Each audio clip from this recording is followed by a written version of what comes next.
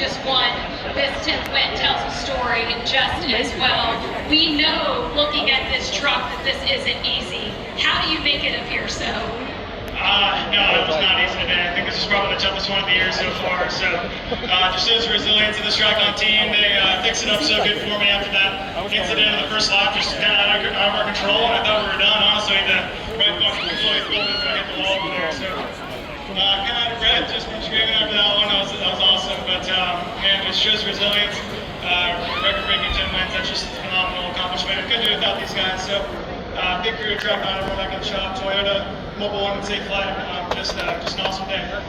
You are now the bar. Your record is the one that future drivers and generations will chase. But for today, when you look at that truck, as we said in the broadcast, you cannot judge a book by the cover.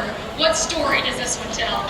Yeah, I mean, we were certainly not quite as good as we were, in practice and qualifying after that damage. My steering was like 45 degrees to the left, and we came down there road like 6 times trying to get it back to at least somewhat what it was. So, yeah, this guy right here makes it all happen too, man. This group is gone, the whole crew. We just couldn't ask for much more. We got it close. Like I said, just wasn't quite as good as we were in practice, but we had to fight for sure. 10 wins for Corey Heim, and we still have 3 to go, Jamie. How about that? Brett Cruz picks up the win here, 10 wins, and he is locked into the championship round at Phoenix coming up here in just a few weeks to continue on with a dream season for him. The Xfinity fastest lap lane. Brett Cruz, who certainly tried his hardest, 94.708 mile per hour lap. Heim, back there in second, Connor Zillage third. Charlotte Motor Speedway's NASCAR Truck Series Xfinity fastest lap, Brett Cruz.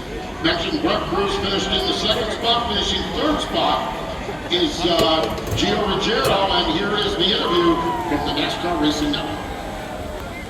Comes home with the top 3 finish here at Charlotte Motor Speedway on the Roval. Hard fought before that final caution and a lot of strategy that jumbled it up. What are your thoughts on your finish today? Yeah, it's good to get a top 3 here. Just proud of the Tracon group to get first, second, and third here at the Roval. That's pretty cool for the team. So disappointed, just kind of hoping my buddy Brent would win there, but awesome job to him and Corey. Obviously Corey getting in the fence earlier and coming back and winning. So yeah, it just was a hard fought day. Never gave up. Ran pretty good in the first stage and a half, and then struggled a little bit through the middle of the race there on lower tires, and had some balance issues, but kind of fought back and came back at the end. And that's Gio Ruggiero. He comes up third today.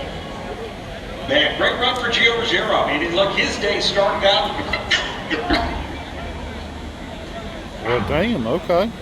So Gio Ruggiero finishes in the third spot as we roll through our top 5 interviews. Corey Heim continues to celebrate down on the front straightaway. He'll go over to Victory Lane here and celebrate the EcoSave 250 here at Charlotte Motor Speedway. Have to go over do the celebration over there with sponsors, the hat dance, and all the fun stuff that comes with winning here at Charlotte Motor Speedway. Historic day for the first ever Archers race on the road. 10th win for Corey.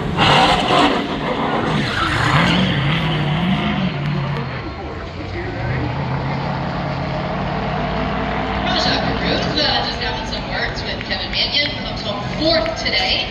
Looking at the strategy and before that final caution, coming down pit road, what were your thoughts going into those final laps?